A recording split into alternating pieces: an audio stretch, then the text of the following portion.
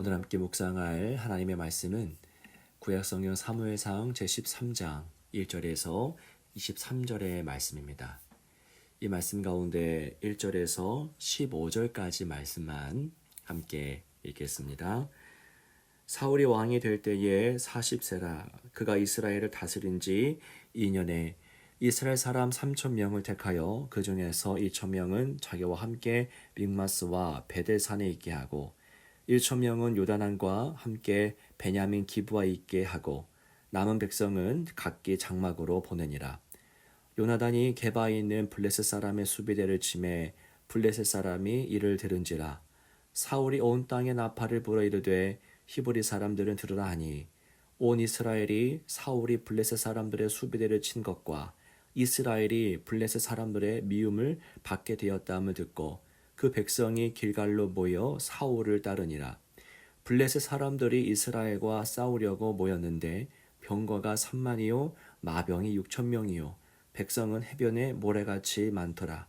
그들이 올라와 베다웬 동쪽 믹마스에 진침해 이스라엘 사람들이 위급함을 보고 절박하여 굴과 숲풀과 바위 틈과 은밀한 곳과 웅덩이에 숨으며 어떤 히브리 사람들은 요단을 건너 갓과 길르앗 땅으로 가되 사울은 아직 길갈에 있고 그를 따른 모든 백성은 떨더라.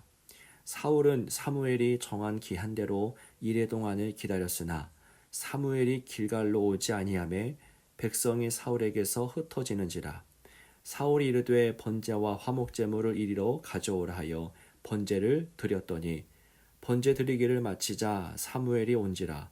사울이 나가 맞으며 무난함에 사무엘이 이르되 왕이 행하신 것이 무엇이냐 하니 사울이 이르되 백성은 내게서 흩어지고 당신은 정한 날 안에 오지 아니하고 블레셋 사람은 믹마스에 모였음을 내가 보았으므로 이에 내가 이르기를 블레셋 사람들이 나를 치러 길갈로 내려오겠거늘 내가 여호와께 은혜를 간구하지 못하였다 하고 부득이하여 번제를 드렸나이다 하니라.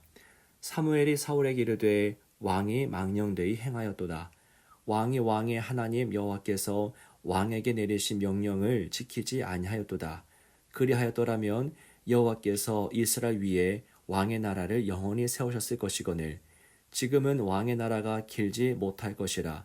여호와께서 왕에게 명령하신 바를 왕이 지키지 아니하였으므로 여호와께서 그의 마음에 맞는 사람을 구하여 여호와께서 그를 그의 백성의 지도자로 삼으셨느니라 하고 사무엘이 일어나 길갈에서 떠나 베냐민 기브아로 올라가니라. 사울이 자기와 함께한 백성의 수를 세어보니 600명 가량이라. 아멘. 자, 오늘도 하나님께서는 살아계시고 또 우리에게 말씀하십니다. 그 말씀 한 말씀 붙잡고 살아간다면 오늘 우리는 넉넉히 승리할 수 있을 거라고 확신합니다.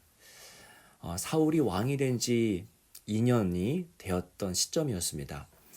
아직은 통치 초기라고 할 수 있는 시기죠.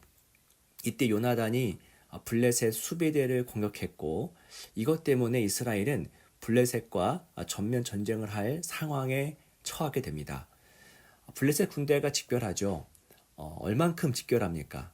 병거가 3만이고 마병이 6천이었고 그리고 수많은 보병이 모여 있었습니다. 이스라엘은 블레셋 군대의 규모를 보고 굴과 숲풀과 바위 틈과 우물로 숨어 들어갔다고 합니다. 두려웠기 때문이죠. 사울은 그때 길갈에 있었고요. 사울과 함께한 자들도 역시나 두려워 떨고 있었습니다. 왕은 이때 어떤 선택을 해야 할까요? 무엇 하는 것이 왕의 역할일까요? 두려워 떨며 모두가 흩어지고 있는 이때에 왕이 할 수 있는 일은 무엇일까요? 오늘 본문 8절과 9절의 말씀을 보시면 이때 사울이 행한 행동이 무엇이었는지 자세하게 설명해 줍니다. 8절과 9절입니다. 사울은 사무엘이 정한 기한대로 이레 동안을 기다렸으나 사무엘이 길갈로 오지 아니하매 백성이 사울에게서 흩어지는지라. 사울이 이르되 번제와 화목제물을 이리로 가져오라 하여 번제를 드렸더니 사울은 먼저 사무엘을 기다려 보았습니다. 기한이 약속한 대로 기다렸지만 사무엘이 오지 않았던 것이죠. 사무엘이 시간에 따라서 와서 하나님께 제사를 드리고 그래서 이스라엘 사람들의 마음을 굳건하게 해줄 것을 사울은 기대했던 겁니다. 하지만 약속된 시간이 되었어도 사무엘은 오지 않았습니다. 백성들은 계속 흩어지고 있는 상황입니다. 그래서 사울은 자신이 직접 나섭니다. 직접 나서서 재물들을 가지고 와서 직접 번제를 드리기 시작합니다.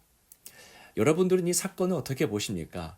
위기의 상황에서 왕이 직접 나서서 번제를 드립니다. 잘한 행동인가요? 아니면 실수한 것인가요? 사울은 다른 게 아니라 하나님을 찾았던 것이죠. 하나님께 구하여 이 상황을 다스려 주시고 그리고 이 군사들의 마음도 붙잡아 주시기를 원했던 겁니다.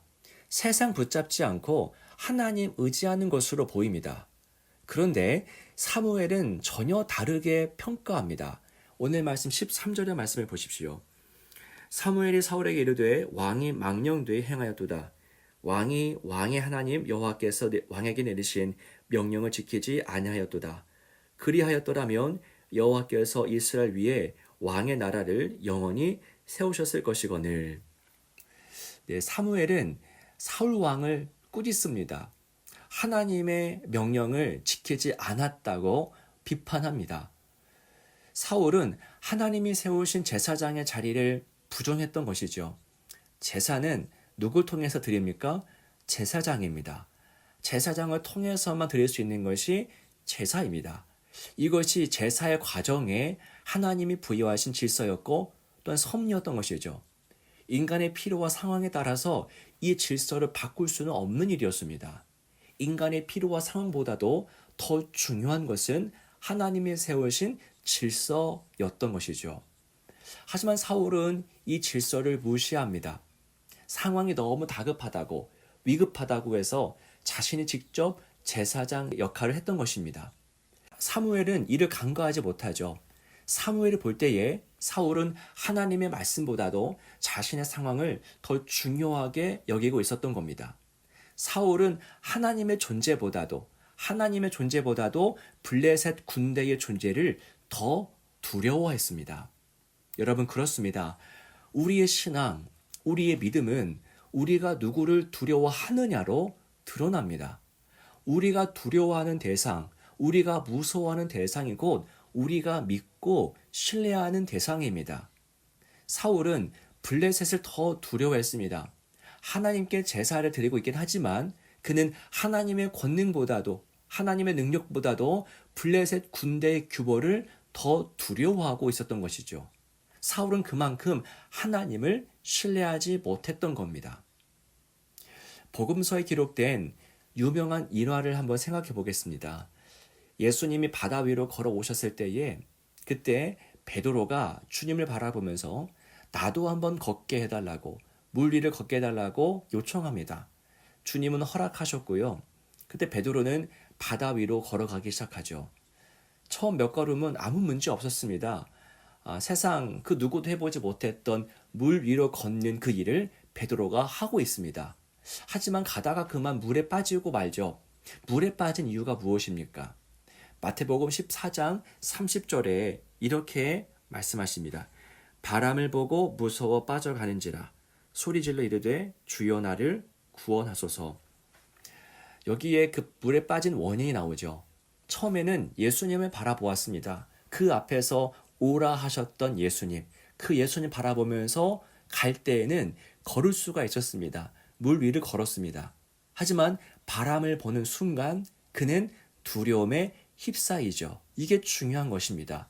바람을 무서워하고 바람을 두려워했습니다. 그러자 그는 어떻게 됩니까? 물에 빠지고 말았습니다. 이 베드로가 예수님을 신뢰했을 때에는 걸었습니다. 그런데 바람을 더 신뢰했을 때에는 그는 빠지고 맙니다. 되게 중요한 문제죠. 무엇을 두려워하느냐? 너무 중요한 사안입니다. 우리 안에 있는 두려움은 우리가 실제로 믿는 대상, 입술의 어떤 고백이 아니라 실제 내 속이 믿는 대상이 무엇인지 말해주기 때문입니다.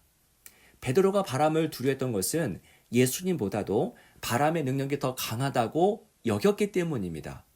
마찬가지입니다. 여러분, 우리가 세상을 두려워한다면 그것은 하나님보다 세상이 더 크고 강하다고 여긴다는 것을 의미합니다. 하나님을 경외할 줄 알면 세상 앞에서 두려워하지 않습니다. 하지만 하나님을 경외할 줄 모르면 세상 앞에서 우리는 늘 두려워할 수밖에 없습니다. 세상에서 높은 지위에 오른 사람이 큰 사람이 아닙니다. 아무리 높은 자리에 올라도 세상을 두려워한다면 그는 영적으로 연약한 자에 불과합니다. 진정으로 큰 사람은 하나님을 경외할 줄 아는 사람, 하나님을 두려워할 줄 아는 사람이고 그래서 세상을 두려워하지 않는 사람, 그런 사람이 진정으로 큰 사람입니다. 소년 다윗은 세상에서 보면 가장 작은 자였죠. 그러나 그는 세상을 두려워하지 않았습니다. 골리앗 앞에서 무서워하지 않았습니다. 그에게는 골리앗보다도 하나님의 존재가 더욱 실제였기 때문입니다. 여러분 지금 무엇을 두려워하고 계십니까? 누구를 경외하십니까? 지금 우리가 두려워 떨고 있는 대상은 무엇입니까? 우리가 하나님 앞에서 마땅히 느껴야 할 그 두려움과 경외심을 갖고 있는지 여러분 살펴보십시오. 하나님보다도 사람이나 일이나 돈을 더 두려워하고 있는 것은 아닌지 돌아보십시오. 세상을 하나님의 자리에 두지 않는 삶, 하나님만을 하나님을 여기는 복된 인생이 되시기를 주님의 이름으로 축원합니다. 기도하겠습니다. 살아계신 하나님, 우리의 눈을 열어서 주님의 기이한 것을 보게 하옵소서. 주님의 영광과 위엄에 사로잡히게 하옵소서. 위대한 예술 작품을 보고서도 하품이나 하고 있는 사람처럼 우리가 전능하신 하나님 앞에 서 있으면서도 그 아름다움을 도무지 인지하지 못하고 있지는 않은지요. 우리의 무지와 연약함을 용서하시고 주님께 마땅히 드려야 할 경배를 올리게 하옵소서. 오직 주님만을 두려워하고 경외하는 삶이 되게 하옵소서. 주 예수 그리스도의 이름으로 간절히 기도하옵나이다. 아멘.